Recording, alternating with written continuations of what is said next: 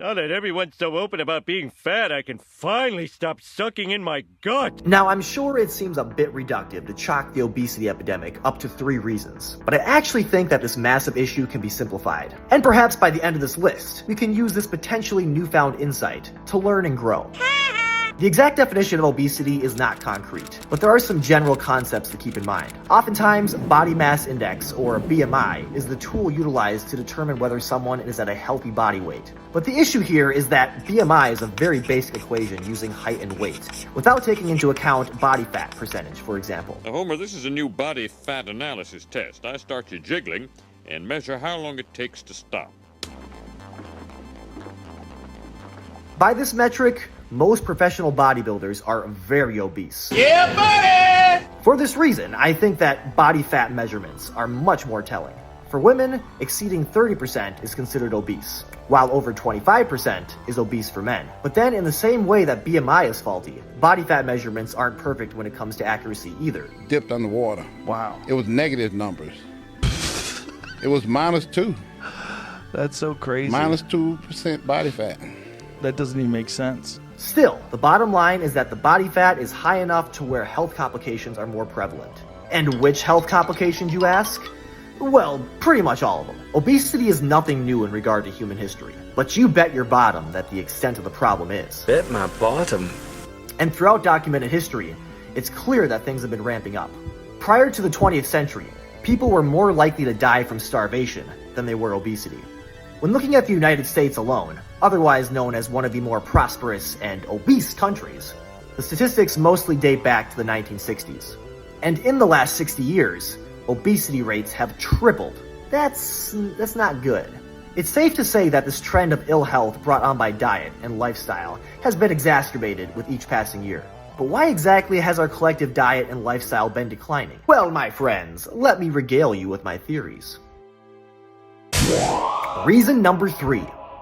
Industry's influence on automation and humanity's need to move. As a species, we're always trying to innovate and progress. Generally speaking, this is good, but it's clearly also a double-edged sword. Beginning in around 1760, the Industrial Revolution completely changed our need to move. With this revolution, we would see the coming of machines, less manual labor, more alternatives to walking, and so on and so forth. The revolution ended in the 1800s, but the effects of what industry would incite are still being seen today, with more and more advancements making movement far less essential, both at work and in our daily lives otherwise. I often cite the Disney Pixar classic WALL-E as the most realistic depiction of our future, as we would surely allow technological advancements to do most of our bidding. And again, I think these advancements are generally good, but how we've used them has clearly caught up to us. Reason number 2. Okay, we're looking at the Industrial Revolution yet again, but this time in how it specifically influenced food. With the Industrial Revolution, food not only became far more accessible, but also far tastier. This one kind of speaks for itself.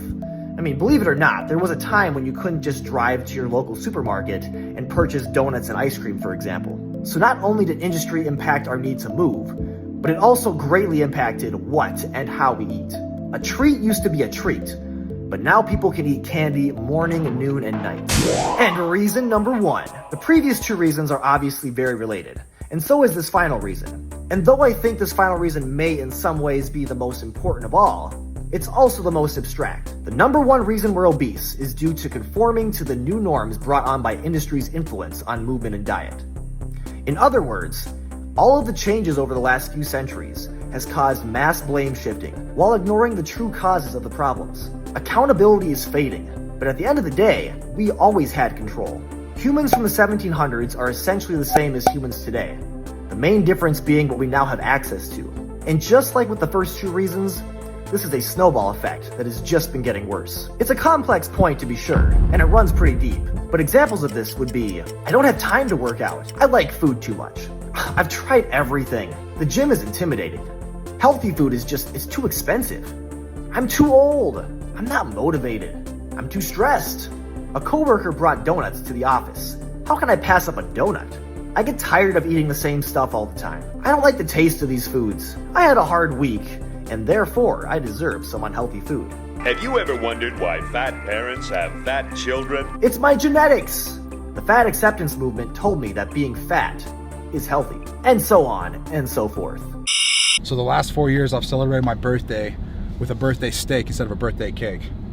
And this guy messaged me yesterday asking me if I ever have cake and don't I want to enjoy my life at all.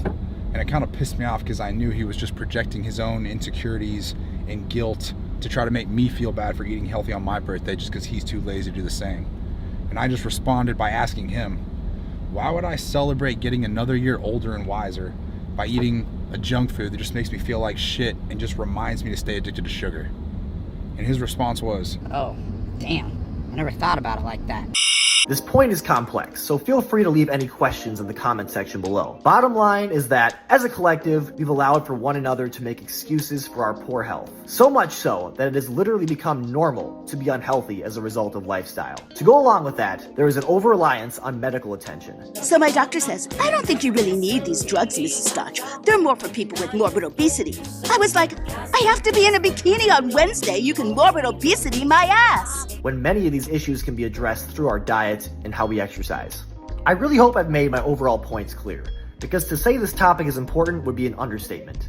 Perhaps our society will continue to spiral into a reality that mirrors the one we see in WALL-E, or perhaps we can wake up and make some big changes. But either way, thank you so much for watching. I'll see you in the next one, wishing you health and happiness as always.